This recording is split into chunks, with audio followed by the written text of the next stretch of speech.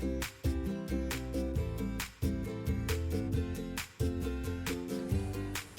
dearies, how are you all doing? Hope you're doing good. Welcome to Prati's Kitchen.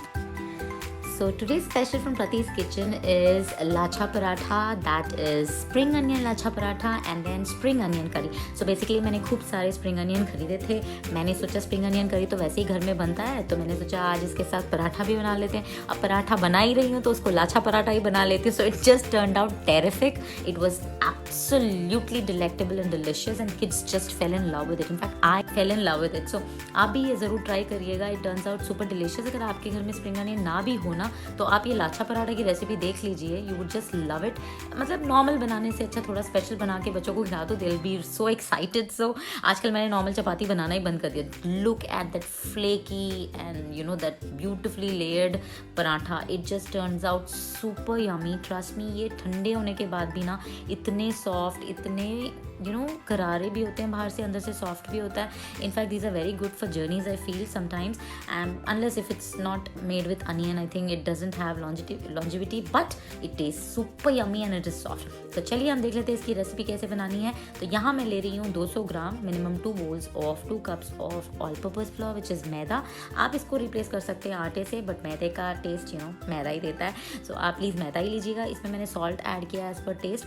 अब मैं add कर रही हूँ hot water. Now basically you can add lukewarm water to just comfort your fingers to kind of mix it pretty well. Now the logic behind or the science behind using hot water is to kind of reduce the effect of gluten in it. We don't want it to become more elastic and stretchy and all those things. तो इसमें एक science है. जितना आप इसको गूंदेंगे, जैसे आप ज़्यादा इसको ओवर मिक्स कर रहे हैं, gluten will be released, and if the gluten is released then you're making your dough super stretchy and elastic. It would never hold the shape that you're going to give. तो इसको हल्का फुल्का सा ही गूंदना है.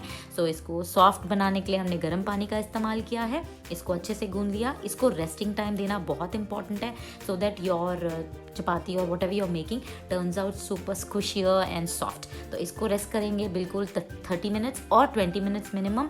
Keep it aside, cover it up with a muslin cloth और a lid. Meanwhile, we'll start preparing our curry. तो ये spring onion करी बहुत ही सिंपल करी है. यहाँ पे मैं थोड़ा सा डिफरेंट बना रही हूँ चटपटा बनाने के लिए. तो रेगुलर मेरे घर पे ये सब तामझाम नहीं होता है. सीधा इसको तड़का मारा, प्याज टमाटर डाला और अनियन डाला, बन गया. But today I am going to be showing you the other variants. यहाँ मैंने लिया है 3 medium sized finely chopped tomato, around 8 to 10 soaked red chillies. Soak it in hot water और normal water for 20 minutes minimum. आप इससे कम भी ले सकते हैं तीखापन अगर आप कम खाते हो तो.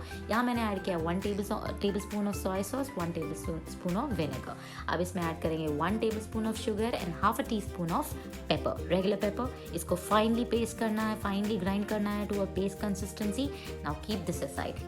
Next, heat a pan, add about 3 tablespoons of cooking oil and let's do the tempering. So it's a regular South Indian tempering. 1 teaspoon of mustard seed, cumin seed and split urad dal. Let it splutter. Once it's done, add in your onion, which is basically the onion part of your spring onion. So वो जितना भी होता है 3 bunch में just पूरा add कर दीजिए. Just saute it for a couple of seconds, and once it turns translucent, meaning once it is no more raw, add your ginger garlic paste. So I have taken about 1 teaspoon of ginger garlic paste here. Saute it pretty well. Cook it on low to medium. Let it not burn. And once it is done, just transfer your tomato chili puree in it. तो इसको अच्छे से mix कर लें. बस 1-2 second या 3 second तक इसको अच्छे से पकाएं.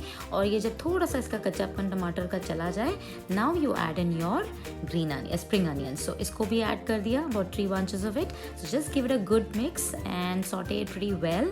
And next we'll be adding a little bit of water and seasoning to it. So we don't want this thick consistency to cook, that leaves the bottom burnt. So we would just add a little bit of water and just add the seasoning, which is 1 teaspoon of turmeric and salt as per taste. अच्छे से mix किया, close it with the lid and let it cook on low to medium for minimum 5 minutes. But in the mid, you have to keep checking whether it's getting burnt at the bottom or not. So just give it a gentle stir and again cook it until you get a reduced consistency of the gravy as shown in the video. So this is the consistency that we are looking at, and once it is reduced to this consistency, just turn it off and we are done.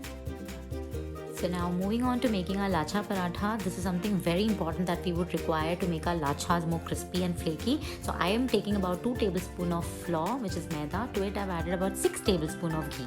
Give it a good mix and this is the consistency you will get. Now this is the dough that was resting for half an hour. The reason for resting it is because as long as it rests, it gives you a softer texture. So just knead it gently, greasing your hand with oil or ghee. इसको बहुत gentle knead करना है, over knead ना करें. This kneading is required because our dough was sticky. तो just उस stickiness को निकालने के लिए आपको 2 से 3 मिनट तक इसको knead करना है हल्के फुल्के हाथों से. And once it is done, just divide them into equal parts. तो यहाँ मेरे roughly 4 to 5 equal parts बने because मैं बड़े पराठे बना रही थी. So I've just rolled them into 5 balls. but आप चाहो तो इसके छोटे छोटे पराठे भी बना सकते हैं, तो छोटे छोटे balls बना लें. Even that turns out cute. तो यहाँ पे मेरे बने हैं 5. तो यही 5 मेरे जो बने हैं balls, इसको मैं रखती हूँ साइड में. अब चलिए हम इसको रोल करते हैं. थिन रोल करना है. So just take one ball and dust a little bit of flour and then roll it thin. So just dust as much flour required and roll it super thin. तो आप इसकी लंबाई रखें क्योंकि it will be easy for you to kind of roll it. So just roll it rectangular or oval in shape. तो I am looking at this thickness. तो इतना पतला आपको बेलना है. So once you're done rolling it thin, we will just apply the ghee and flour mixture thoroughly on it. तो इसको अच्छे से आप ऊपर से अप्लाई कर लें.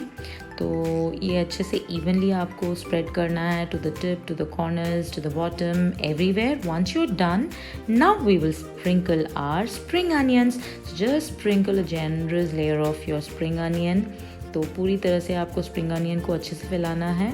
और अब थोड़ा सा स्पाइसीनेस के लिए मैं यहाँ पे ग्रीन चिली चॉप्ड ऐड कर रही हूँ. आप चाहो तो chilli flakes and pepper powder का भी इस्तेमाल कर सकते हैं या कम्प्लीटली अवॉइड कर सकते हैं सब कुछ. So just start rolling it from the bottom. इसको इस तरह से रोल करना है एक रोप शेप में. तो completely you have to roll it till the tip of it and इसको हमें कम्प्लीटली सील करना है by overlapping the top part just like this.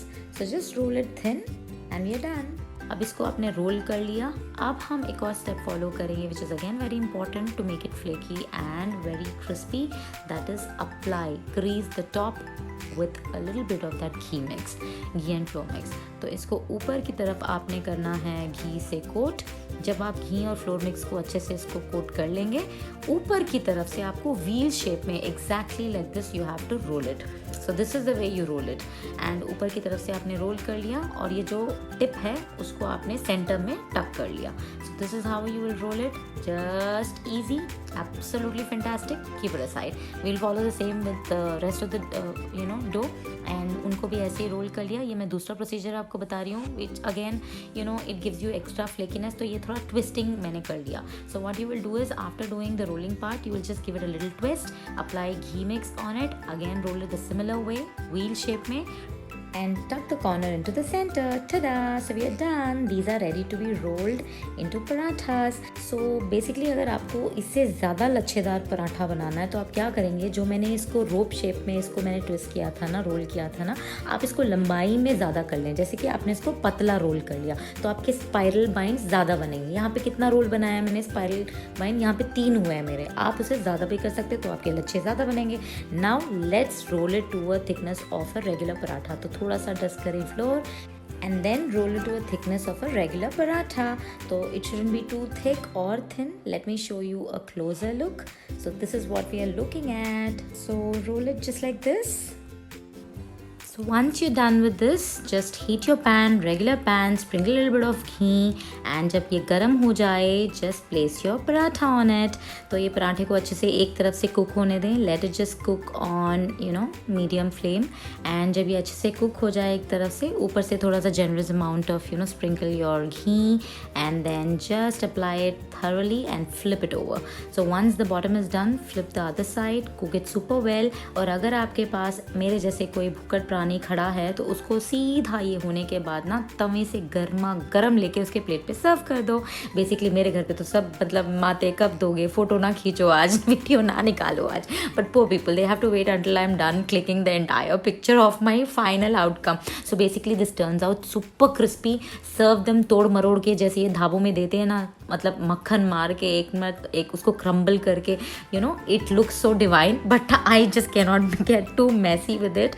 So I did. Yeah, but I'll show you another version that is cutting them into four equal halves. अब इसको क्या करें, आप इसको इक्वल हाफ में काट के बच्चों को सर्व करें सॉस के साथ, तो मज़े में वो खाएंगे ही खाएंगे. बट ये जो बच जाएगा ना, which is left over, trust me, just deep fry them and have it with your coffee or tea. Trust me, it just tastes like samosa. Onion के वो जो ईरानी समोसे आते हैं ना, बिल्कुल वैसे. So I hope you enjoyed watching the videos, dearies. Thank you for your time. Thank you for watching Prati's Kitchen. Bye bye. See ya.